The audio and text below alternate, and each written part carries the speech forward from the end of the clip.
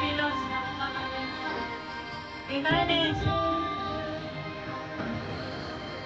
Iranes dapat dapat.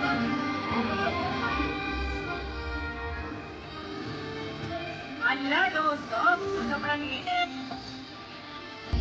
Grabe. Abangan mamaya, may mga matutumba na lang dyan sa sobrang init. Believe me.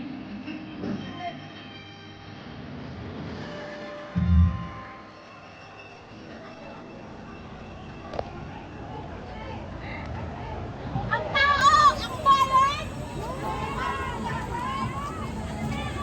Honest DWS policy. Ako po yung most honest Filipino janitor na nagbalik ng 6.7 million hanggang ngayon. Okay.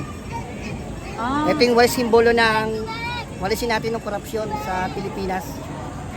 Mahirap man tayo pero yung karangalan, katapatan, yung dapat natin yan. Kaya sumama ako kasi na ko na grabe ng korupsyon sa Pilipinas. Kaya dapat lahat linisin natin bilang isang janitor na naglilinis ng imahe ng Pilipino. Dapat tayo yung manguna hanggang sa para sa natin ng Pilipinas. Sa sobrang korupsyon, naghihirap ang bansa.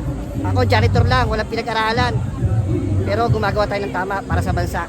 Hindi lang naman Pinoy nagagawa natin ng kagabutihan, pati mga turista, ang dami mong napulot.